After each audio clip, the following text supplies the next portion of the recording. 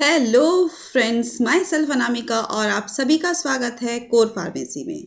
तो जैसा कि हमने कल बताया था कि अब से लेकर तब तक जब तक के जी एम यू का एग्ज़ाम नहीं होगा तब तक हम एमसीक्यूज की सीरीज को कंटिन्यू करेंगे। आपका के जी एम यू का जो एग्ज़ाम है वो है 14 नवंबर का। तो 14 नवंबर तक हम ओनली एंड ओनली हम सिर्फ और सिर्फ एमसीक्यूज करेंगे। तो एमसीक्यूज की इस क्लास में आप सभी लोगों का बहुत बहुत स्वागत है। और आज हम डिस्कस करेंगे फार्मास्यूटिक्स के एमसीक्यूज। और ये जो मैं सीरीज कराने वाली हूँ केजीएमयू की, ये आपके बहुत मोस्ट इंपॉर्टेंट क्वेश्चंस होने वाले हैं। जब आपका एग्जाम हो जाएगा ना, तब आप जरूर कहेंगे कि यस मैम, आपने ऐसे क्वेश्चंस कराए हैं जो हमारे एग्जाम में आए हैं। और मैं ऐसे ही क्वेश्चन करवाने वाली हूँ आपको जिनकी प्रोबेबिलिटी है कि वो मैक्सिमम चांसेस हैं उनके कि वो क्वेश्चन जरूर आएंगे। तो आप हमारे चैनल को लाइक शेयर सब्सक्राइब ज़रूर कर लीजिएगा।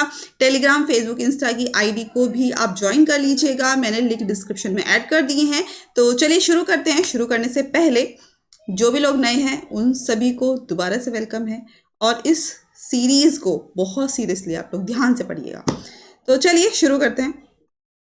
क्वेश्चन नंबर फर्स्ट है आज की इस क्लास का। Which of the following is a commonly use tablet disintegration? कौन सा नीचे दिया गया जिसको कॉमनली यूज किया जाता है टैबलेट के डिसइंटीग्रेशन में? स्टार्च है, पोविडोन है, मैग्नीशियम स्टीरेट है, या फिर इथाइल सेल्यूलोज है? तो कौन सा नीचे दिया गया है जो कि टैबलेट डिसइंटीग्रेशन के लिए कॉमनली यूज किया जाता है? और आंसर हो जाएगा स्टार्च। स्टार्च क्या करता है?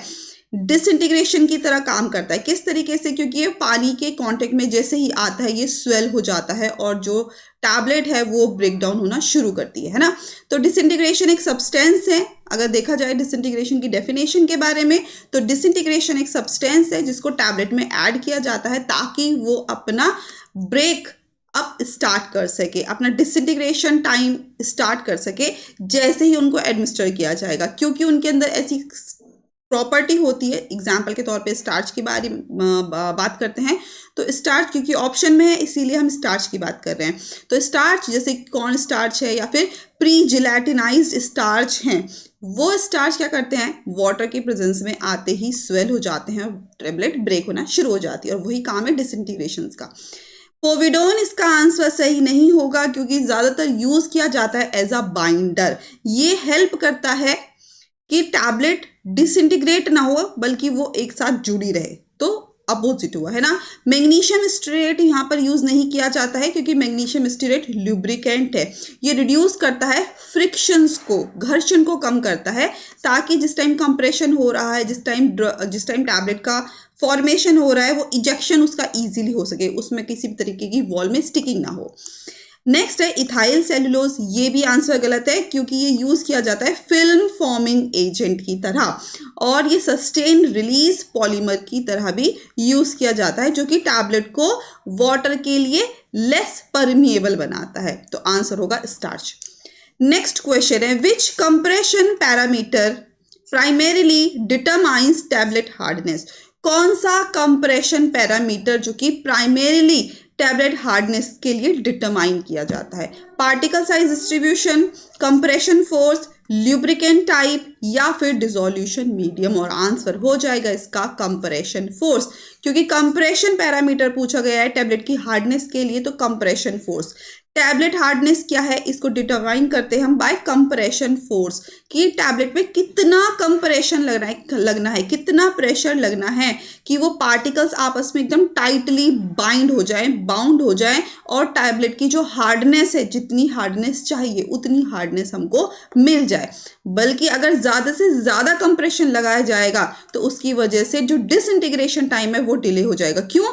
क्योंकि भाई प्रेशर इतना ज़्यादा लग रहा है कि बहुत फिक्स तरीके से पार्टिकल्स आपस में बाइंड हो चुके हैं और वो टूटना उनका बहुत डिले हो रहा है, देरी हो रही है। तो टैबलेट हार्डनेस अगर ज़्यादा हो जाए, अगर कंप्रेशन फोर्स ज़्यादा लग जाए तो क्या होगा? डिसइंटीग्रेशन डिसोल्यूशन रेट डिले हो जाएगा।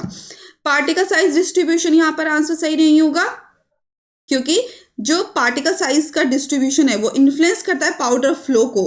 पैकिंग के लिए, जो कि इनडायरेक्टली अफेक्ट करता है भाई हार्डनेस को। ल्यूब्रिकेंट टाइप जैसे कि मैग्नीशियम स्टीरेट है, वो तो ल्यूब्रिकेशन का काम करता है ना, कोटिंग की तरह काम करता है। डिसोल्यूशन मीडियम ये रेफर होता है लिक्विड के लिए कि ड्रग को जब टेस्ट किया जाता है लिक्विड में, उसका कंप्रेशन से एज सच कोई रिलेशन नहीं है, तो इररिलेवेंट है यहाँ पर ये ऑप्शन। नेक्स्ट क्वेश्चन है the process by which drug enter systemic circulation from doses form is called. पूछा गया है, एक प्रोसेस पूछा गया, एक प्रोसेस है जिसके द्वारा जो ड्रग है वो ब्लड सर्कुलेशन में एंटर कर रही है फ्रॉम डोजेस फॉर्म। कौन से डोजेस फॉर्म के बिहाफ पे कहा जाए, the process by which drug enter systemic circulation from doses form. भाई एक प्रोसेस पूछा गया है जिसमें ड्रग एंटर करती है सिस्टमिक सर्कुलेशन में कोई भी डोजेस फॉर्म, तो उसको क्या बोला जाता है, डिस्ट्रीब्यूशन, मेटाबॉलिज्म, एब्जॉर्प्शन या फिर एक्सक्रीशन। और आंसर हो जाएगा इसका यस, आपको पता है एब्जॉर्प्शन। भाई एब्जॉर्प्शन क्या है, जब आपने डोज ली उस दौरान ड्रग एडमिनिस्ट्रेशन साइट से जब ड्रग हमारी कहाँ पहुंच रही है, ब्लड के अंदर पहुंच रही है, it is known as absorption. तो एब्जॉर्प्शन एक प्रोसेस है जिसमें ड्रग मूव करती है इसकी साइट ऑफ एडमिनिस्ट्रेशन से ब्लड सर्कुलेशन में या सिस्टमिक सर्कुलेशन में। और ये क्रूशियल स्टेप है जिससे हम ये डिसाइड करते हैं कि कितनी डोज एडमिनिस्टर करनी है अपने डिजायर्ड इफेक्ट के लिए या फिर फार्माकोलॉजिकल इफेक्ट प्रोड्यूस होने के लिए। ओके, डिस्ट्रीब्यूशन इसका आंसर सही नहीं होगा क्योंकि ये क्या रिवर्सिबल ट्रांसफर है ड्रग का, कहाँ के लिए, ब्लड स्ट्रीम से टिश्यूज के लिए, है ना, हमने लेक्चर में भी पढ़ा था। मेटाबॉलिज्म क्या है, ये केमिकल कन्वर्जन है किसी भी ड्रग का अपने अदर मेटाबोलाइट्स में बनने का, और यूजुअली लीवर के थ्रू ड्रग मेटाबोलाइज्ड होती हैं। एक्सक्रीशन क्या है, एक्सक्रीशन में ड्रग एब्जॉर्ब नहीं हो रही है, ब्लड सर्कुलेशन में नहीं जा रही है, बल्कि जो ड्रग ब्लड में पहुंच चुकी है अब वो बाहर निकलने के लिए, एक्सक्रीट होने के लिए बिल्कुल तैयार है, जैसे कि किडनी से या फिर बाइल से। ओके, नेक्स्ट क्वेश्चन है which dosage form gives the slowest onset of action. कौन सी, नीचे दी गई कौन सी डोजेस फॉर्म है जो कि स्लोएस्ट, सबसे कम ऑनसेट ऑफ एक्शन प्रोड्यूस करती है? क्या इंट्रावेनस सॉल्यूशन है, क्या सबलिंगुअल टैबलेट्स हैं, एंटेरिक कोटेड टैबलेट्स हैं, या फिर ट्रांसडर्मल पैच है? अब सोच के बताओ मुझे, इसका आंसर होगा ट्रांसडर्मल पैच। वो पैच लगा के रखते हैं ना, तो डोजेस फॉर्म है, ट्रांसडर्मल पैच भी क्या है, डोजेस फॉर्म है जिसका ऑनसेट ऑफ एक्शन बहुत स्लो है, धीरे धीरे धीरे धीरे ड्रग रिलीज हो रही है। तो ट्रांसडर्मल पैच डिलीवर करते हैं ड्रग को थ्रू स्किन, स्किन में लगाया जा रहा है ना, तो स्किन के थ्रू वो हमारे ब्लड में ड्रग पहुंच रही है, और इतना स्लो है कि बहुत स्लोली काम करती है, तो ऑनसेट ऑफ एक्शन भी इसका स्लो होगा, और एक कंटिन्यूअस पीरियड पे ड्रग रिलीज होती चली जाती है। और यहाँ पर जो स्किन है वो एक बैरियर की तरह काम करता है, इसलिए जो ड्रग एब्जॉर्प्शन है वो ग्रेजुअल है। रिजल्ट में हमें ये दिखता है कि भाई स्किन एक बैरियर की तरह काम कर रहा है ना, डायरेक्ट ब्लड में नहीं जा रही है, तो स्किन एक बैरियर की तरह काम कर रहा है, तो ड्रग धीरे धीरे पहुंच रही है, ऑनसेट स्लो होगा और लॉन्ग होगा क्योंकि कंटिन्यू धीरे धीरे ड्रग रिलीज हो रही है, तो लॉन्ग एक्शन भी इससे हमें मिलेगा, लॉन्गेस्ट ड्यूरेशन ऑफ एक्शन मिलेगा ड्रग का।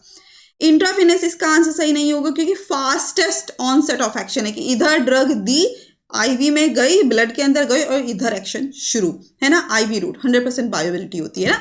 सबलिंगुअल टैबलेट ये भी बहुत तेजी से एब्जॉर्प्शन करता है, नाइट्रोग्लिसरीन का हमने एग्जांपल दिखा है ना, नाइट्रोप्रोसाइड है एग्जांपल, जो कि बाईपास करता है फर्स्ट पास मेटाबॉलिज्म को, ऑनसेट ऑफ एक्शन फटाक से। एंटेरिक कोटेड टैबलेट ये क्या करती हैं भाई, ये ड्रग तो ऐसी होती हैं जो कि डिले करती हैं ड्रग के रिलीज को जब तक कि वो इंटेस्टाइन में ना पहुंच जाए। नेक्स्ट क्वेश्चन है in emulsion terminology the phase present in smallest amount is. Emulsion जब बनाते हैं ना, तो इमल्शन की जो टर्मिनोलॉजी है उसमें जो फेज प्रेजेंट होता है जो सबसे कम अमाउंट होता है, ठीक है, इमल्शन बना रहे हैं, एक अभी मैं बता नहीं सकती हूँ ना, इमल्शन बना रहे हैं, दो चीज ऐड करते हैं ना, ऑयल या वाटर, तो जो सबसे कम अमाउंट में ऐड हो रही है उस फेज को क्या बोला जाता है? कंटिन्यूअस फेज, डिस्पर्स्ड फेज या फिर इंटरनल फेज, को सॉल्वेंट फेज या फिर micellar phase. In emulsion terminology the phase present in smallest amount is what? Answer होगा डिस्पर्स्ड फेज या फिर internal phase.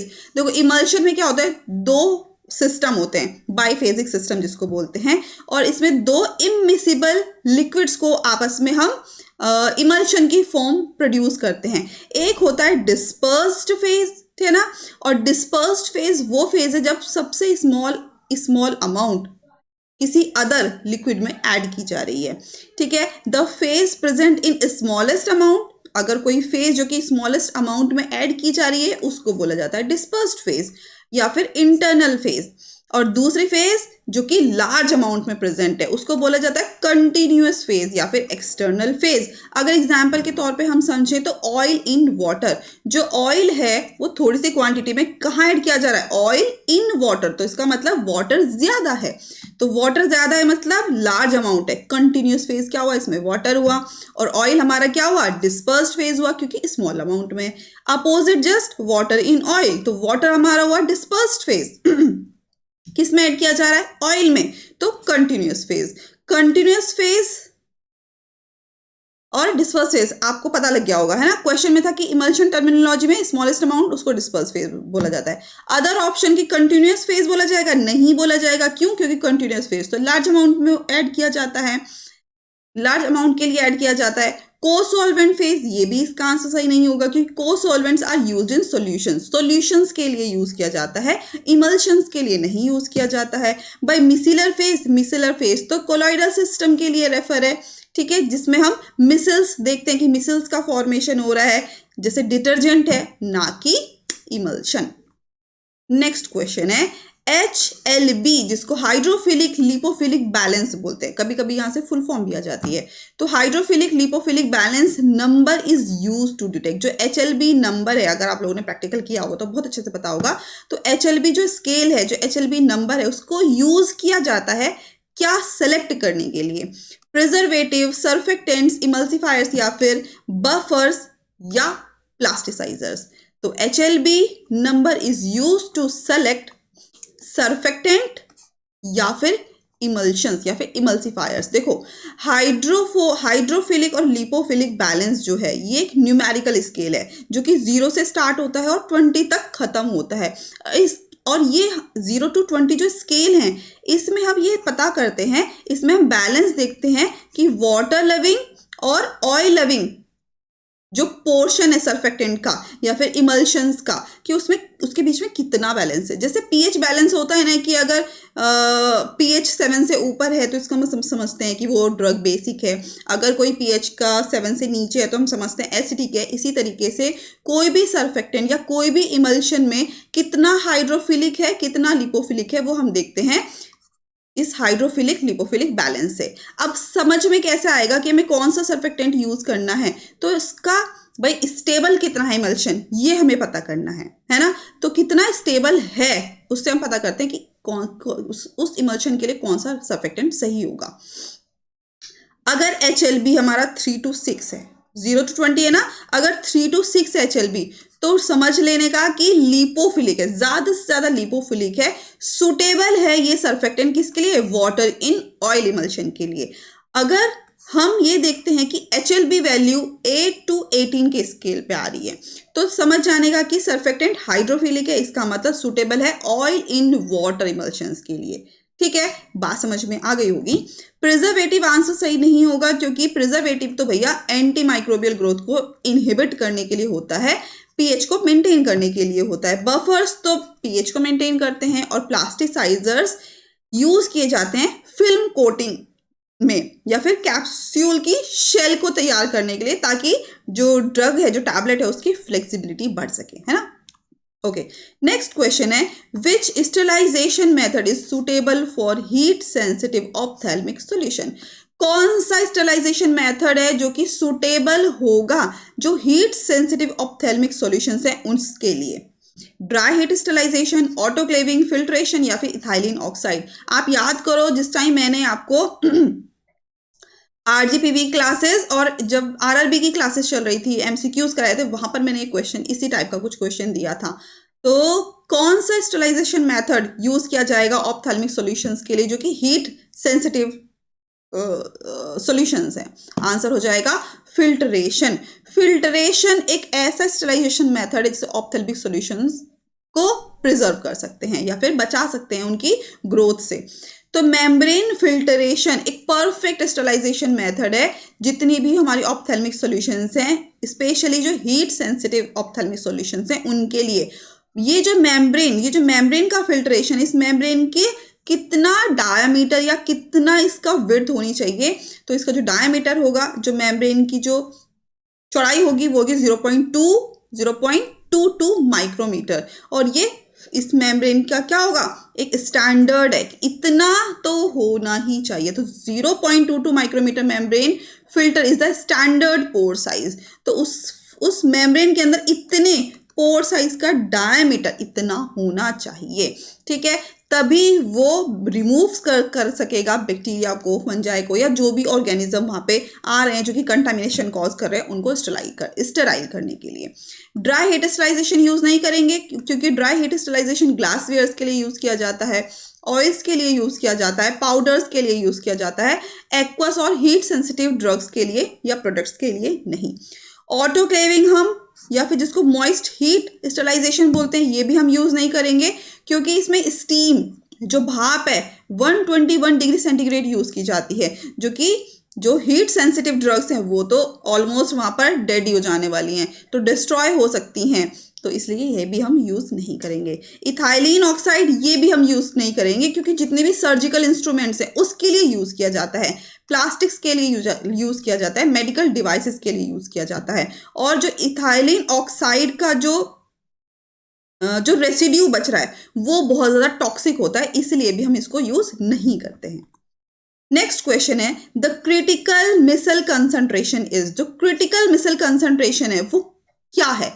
Concentration at which micelle begin to form, solubility limit of drug, pH at which surfactant ionises, या फिर dissolution rate constant. तो critical micelle concentration is concentration at which micelle begin to form.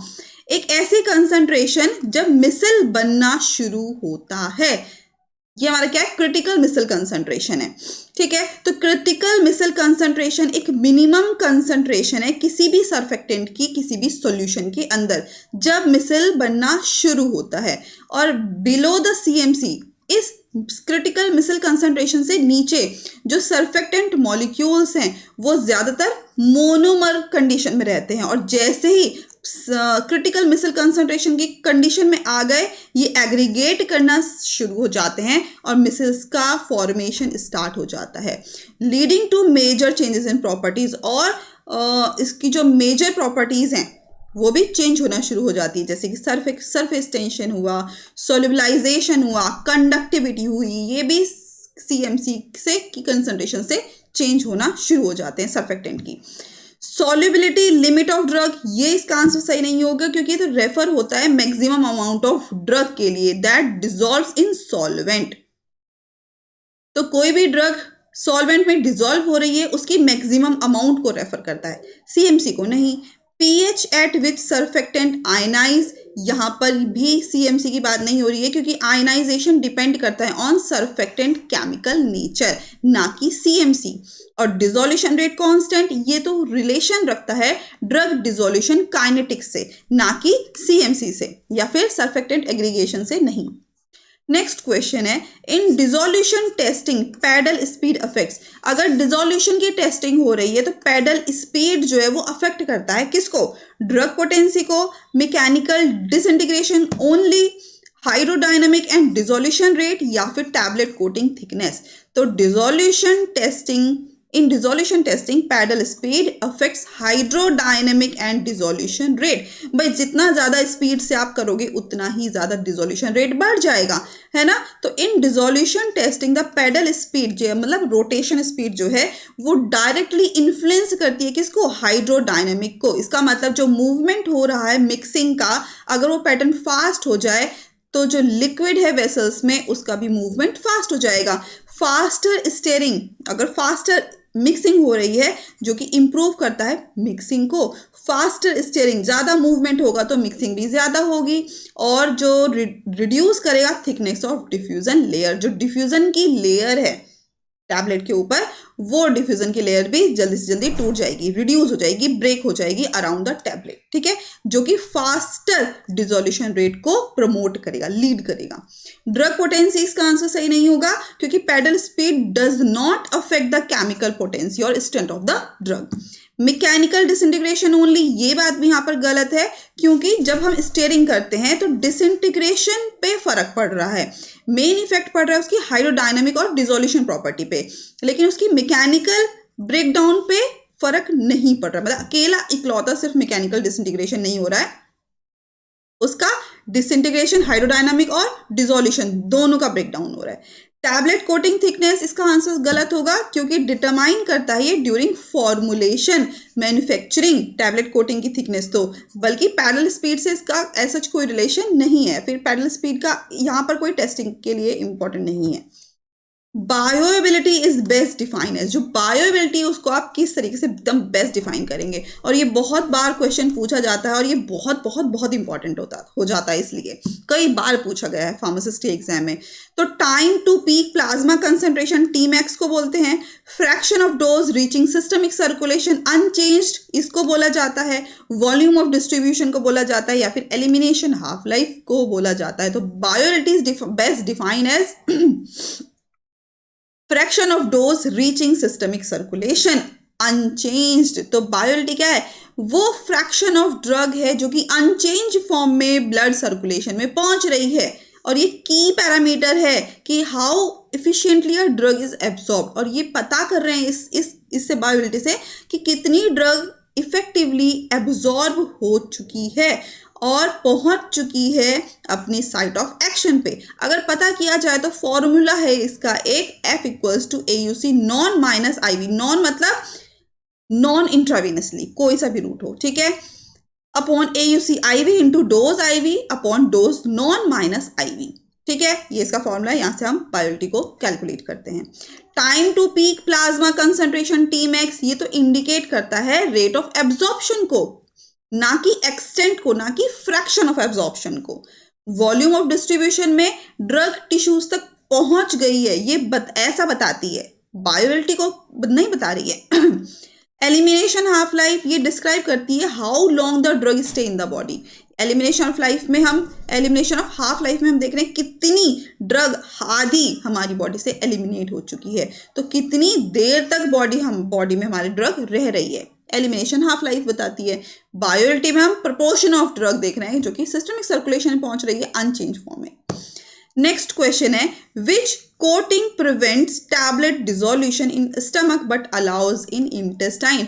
कौन सा coating है जो कि prevent करता है टैबलेट को डिसोल्यूशन होने के लिए स्टमक के अंदर, लेकिन अलाउ करता है डिसोल्यूशन के लिए इंटेस्टाइन में।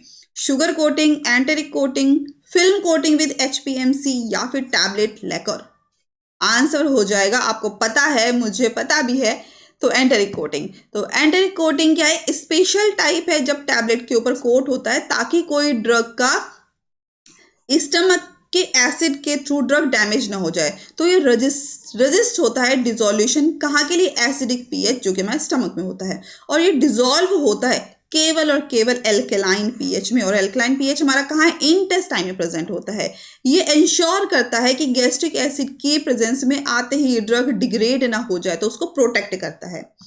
अब एग्जाम्पल के तौर पे बात की जाए तो cellulose acetate phthalate, hydroxy propyl methyl cellulose phthalate, या फिर यूड्रागिट L&S को यूज किया जाता है as a enteric coating for the tablets. Sugar coating तो टेस्ट को एनहेंस करता है, कड़वाहट को हटाता है, अपीयरेंस को स्ट्रॉन्ग करता है। फिल्म कोटिंग विद HPMC, अब आप कहोगे मैम आपने तो HPMC यहाँ पर इसका एग्जांपल बताया एंटेरिक कोटिंग में, तो ये फिल्म कोटिंग विद HPMC क्या है, तो फिल्म कोटिंग HPMC क्या है, HPMC की ही कोट किया जा रहा है, ठीक है। तो फिल्म कोटिंग और एक पतली लेयर को उसके ऊपर अप्लाई किया जा रहा है जो कि वाटर सॉल्युबल होगी, इसलिए इसका जो डिसोल्यूशन, इसका जो डिसॉल्व है वो स्टमक के अंदर हो जाएगा क्योंकि पतली लेयर है, पतली कोटिंग हो रही है, बचा नहीं पा रही है वो स्टमक के एसिड से। टैबलेट लेकर का मतलब क्या है, एक पॉलिश हो रही है जो कि एक प्रोटेक्ट, एक फिनिश, एक बोलते ना, एक फाइनल टच दे रही है ड्रग को, जिससे हमें लग रहा है एकदम स्मूथ है ड्रग। और टैबलेट लेकर में हम यूज करते हैं शीलैक को, लैक सुना होगा ना, ये फंक्शनल एंटेरिक बैरियर नहीं है। नेक्स्ट क्वेश्चन है, which of these is a common lubricant use in a tablet manufacturing? कौन सा नीचे जो दिया गए हैं, कौन सा इनमें से जो कि कॉमन ल्यूब्रिकेंट है, यूज किया जाता है टैबलेट मैन्युफैक्चरिंग में? Microcrystalline cellulose, lactose, sodium starch glycolate या फिर मैग्नीशियम स्टीरेट? और आपका आंसर होना चाहिए मैग्नीशियम स्टीरेट। बिल्कुल सही है अगर आपने सही दिया है तो which of these common lubricant, that is magnesium stearate for the tablet manufacturing. क्यों भाई मैग्नीशियम स्टीरेट? क्यों? क्योंकि मैग्नीशियम स्टीरेट को बहुत कॉमनली यूज किया जाता है जिस टाइम टैबलेट की मैन्युफैक्चरिंग हो रही है उसके ल्यूब्रिकेशन में, ताकि जिस टाइम कंप्रेशन हो रहा है उस टाइम जो कंप्रेशन वॉल है या फिर जो टैबलेट की जो डाइस की जो वॉल है वहां पर किसी भी तरीके से टैबलेट स्टिक ना हो जाए। तो उस डाइस को उस पंच के दौरान कंप्रेशन के फ्रिक्शन को रिड्यूस करता है और चिपचिपाहट को जो स्टिकिंग हो रही है उसको भी रिड्यूस करता है और एक स्मूथ इजेक्शन तैयार करता है टैबलेट की डाइस की कैविटी से निकलने के लिए। अगर बात की जाए इसकी कंसंट्रेशन, बहुत बार यहां से भी क्वेश्चन आ जाता है, तो मैग्नीशियम स्टीरेट की कंसंट्रेशन होनी चाहिए 0.25 to 1% weight by weight. Okay, microcrystalline cellulose इसका आंसर सही नहीं होगा क्योंकि यूज किया जाता है बाइंडर की तरह एज अ एंड फिलर की तरह। लैक्टोज इसका आंसर सही नहीं होगा क्योंकि डाइल्यूएंट है, फिलर्स की तरह यूज किया जाता है, टैबलेट के बल्क को बढ़ाने के लिए ऐड किया जाता है।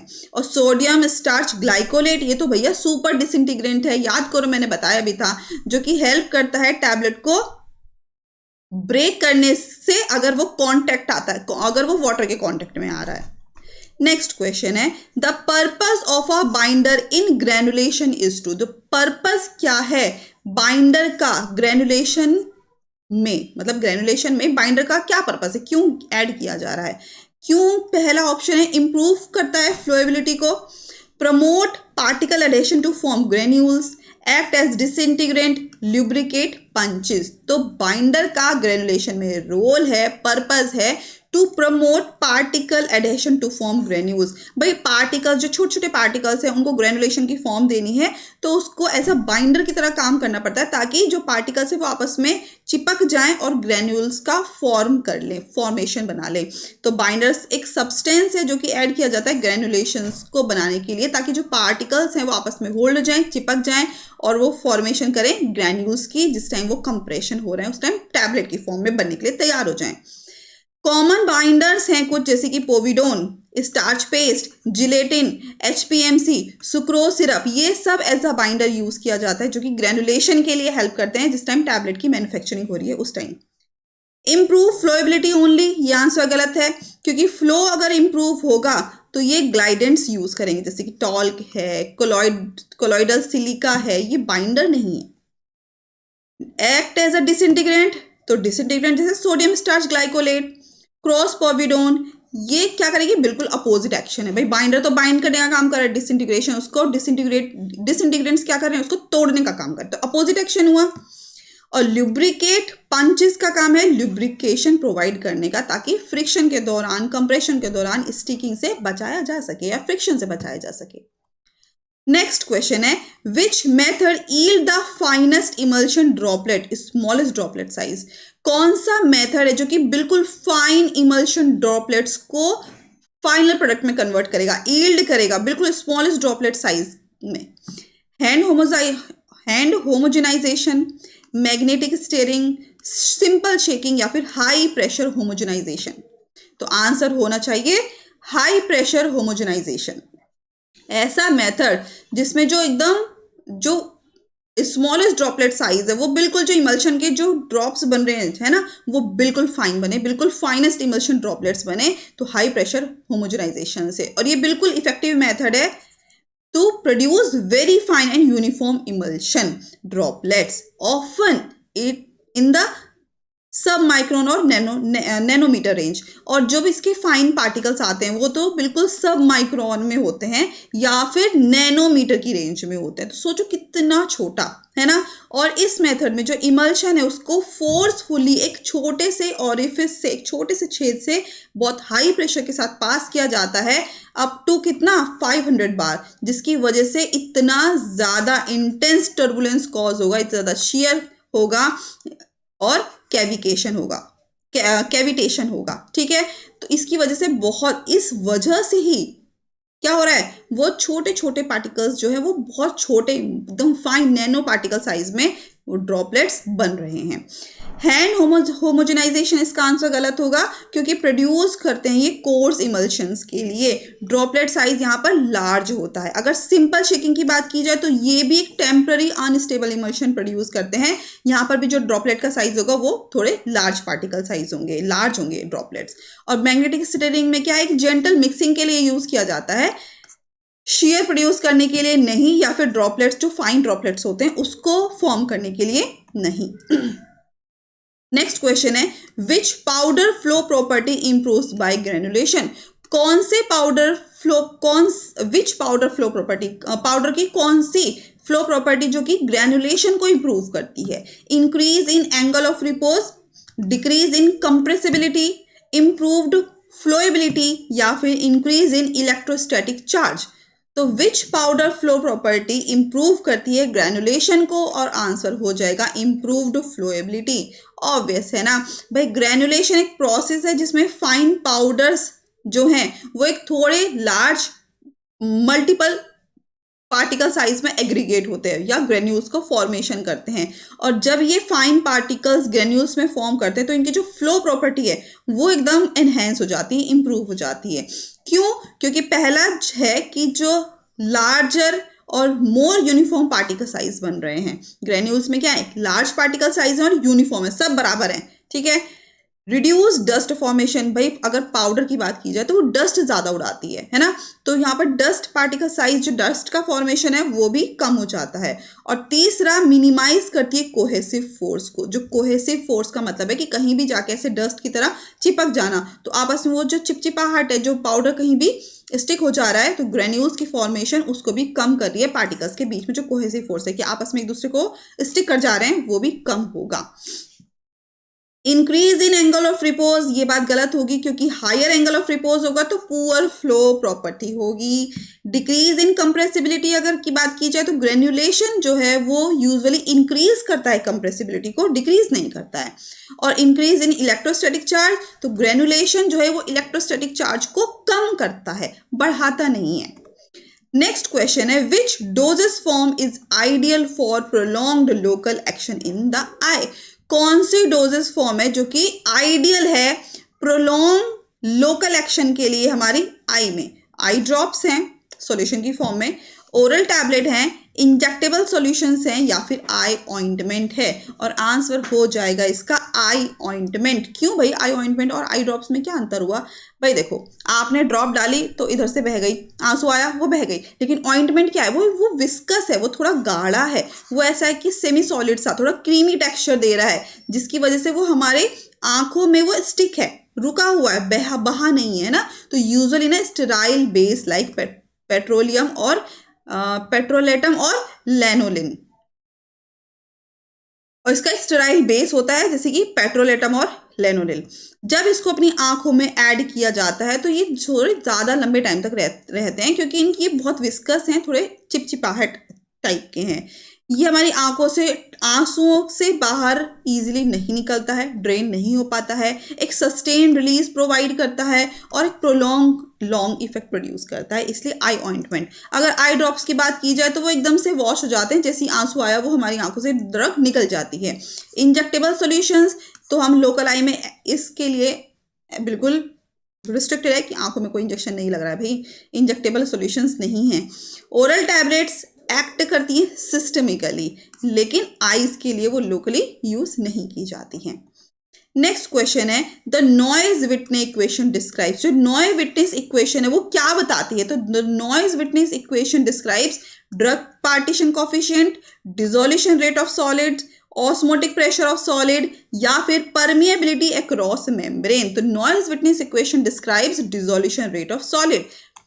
भाई नॉइज विटनेस इक्वेशन हमें ये बताती है कि कोई भी जो सॉलिड ड्रग है वो कितना जल्दी उस सॉल्वेंट में डिसॉल्व हो जा रहा है, किसी भी सॉल्वेंट में, ठीक है। तो ये बताती है the rate of dissolution. DC upon dt equals to DA CS minus C upon H, ये इसका फॉर्मूला है। ड्रग पार्टीशन कोफिशिएंट, यहाँ पर आंसर सही नहीं होगा क्योंकि ड्रग पार्टीशन कोफिशिएंट तो डिस्ट्रीब्यूशन को बताती है बिटवीन ऑयल एंड वाटर के बीच में, ना कि डिसोल्यूशन। ऑस्मोटिक प्रेशर डिस्क्राइब करती है वेंट्स ऑफ लॉ को, है ना, और परमेबिलिटी अक्रॉस मेम्ब्रेन ये एक्सप्लेन करता है फ्लिक्स लॉ ऑफ डिफ्यूजन को, ना ही नॉइज विटनेस इक्वेशंस को नहीं। नेक्स्ट क्वेश्चन है which rheological behaviour shows constant viscosity regardless of shear rate. कौन सा रियोलॉजिकल बिहेवियर अगर shear रेट चेंज हो रहा है लेकिन विस्कोसिटी उसमें कांस्टेंट रहती है, तो कौन सा रियोलॉजिकल बिहेवियर इस बात को शो करता है? न्यूटोनियन फ्लूइड, सूडोप्लास्टिक, डिलेटेंट या फिर थिक्सोट्रोपिक। तो कौन सा रियोलॉजिकल बिहेवियर है कि अगर shear रेट चेंज हो रहा है तो विस्कोसिटी लेकिन कांस्टेंट हो रही है? आंसर हो जाएगा न्यूटोनियन फ्लूइड। अब न्यूटोनियन फ्लूइड क्या है? तो न्यूटोनियन फ्लूइड एक न्यूटोनियन फ्लूइड वो फ्लूइड है जब viscosity remains constant, doesn't matter कि कितना shear लग रहा है, कितनी स्टीयरिंग हो रही है, कितना शेक हो रहा है, कितना प्रेशर लग रहा है, इसको इससे मतलब नहीं है, लेकिन हाँ उसकी जो विस्कोसिटी है वो बिल्कुल सेम होने वाली है। कहने का मतलब, अच्छा अगर वाटर को लो, वाटर को भले ही आप कितना ही मूव कर लो, कितना ही शेयर कर लो, कितना ही स्टीयर कर लो या कितना ही प्रेशर लगा लो, क्या उसकी विस्कोसिटी चेंज हो जाएगी? क्या नहीं होगी। इसी तरीके से ग्लिसरीन है, अल्कोहल है, लाइट ऑयल्स हैं, जिसको कितना भी shear रेट पहुंचाया जाए लेकिन न्यूटोनियन फ्लूइड के अकॉर्डिंग उसकी जो विस्कोसिटी है वो बिल्कुल सेम रहने वाली है। इसका मतलब है स्पीड ऑफ अगर स्टीयरिंग को बढ़ा दिया जाए तो फ्लूइड की थिकनेस चेंज नहीं होगी। सूडोप्लास्टिक इसका आंसर गलत होगा क्योंकि विस्कोसिटी जो है वो डिक्रीज हो जाती है जब shear रेट इसमें अप्लाई किया जाता है, जैसे कि पॉलीमर जेल्स है। डाइलेटेंट विस्कोसिटी बढ़ा देती है जब shear रेट बढ़ जाता है, जैसे कि स्टार्च स्लरी है। और थिक्सोट्रोपिक क्या है? ये टाइम डिपेंडेंट है, मतलब डिक्रीज हो जाती है विस्कोसिटी जब कांस्टेंट shear अप्लाई किया जा रहा है, लगातार shear अप्लाई किया जा रहा है तो विस्कोसिटी ऑटोमेटिकली डिक्रीज हो जाती है, जैसे कि gel to solution behaviour. Okay, next question है the term polymorphism in pharmaceutics refers to. अब एक टर्म है पॉलीमॉर्फिज्म फार्मास्यूटिक्स के अंदर जो कि क्या बताती है? पार्टिकल शेप बताती है केवल, different crystalline form of same drug substance बताती है, वेरिएशन इन पीएच सॉल्युबिलिटी बताती है, या फिर डिफरेंट सॉल्ट ऑफ ड्रग बताती है। तो पॉलीमॉर्फिज्म क्या बताती है? Different crystalline form of same drug substance, same drug substance को अलग अलग क्रिस्टलाइन फॉर्म में बना दिया गया है, पॉलीमॉर्फ्स बना दिए गए हैं। तो फार्मास्यूटिक्स के अंदर पॉलीमॉर्फिज्म का मतलब है different crystalline form of same drug substance. Polymorphism means that the single chemical compound, एक ही सिंगल कंपाउंड है, ठीक है, सेम मॉलिक्यूल है, लेकिन उसकी जो क्रिस्टलाइन फॉर्म है वो बहुत ज्यादा है, 2 3 4 पॉली हैं, बहुत सारी हैं भाई, और दीज डिफरेंट क्रिस्टल स्ट्रक्चर्स को बोला जाता है पॉलीमॉर्फ्स। पार्टिकल शेप ओनली ये बात कहनी गलत होगी क्योंकि क्रिस्टल फॉर्म से इसका रिलेशन नहीं है। Variation in pH solubility depend करता है इन्वायरमेंट पे, ना कि पॉलीमॉर्फिज्म पे। और डिफरेंट सॉल्ट्स बात हो रही है सॉल्ट फॉर्म की, पॉलीमॉर्फ्स की नहीं।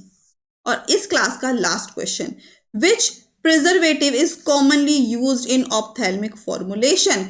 कौन सा प्रिजर्वेटिव है जिसको कॉमनली यूज किया जाता है ऑप्थेल्मिक फॉर्मुलेशन के लिए?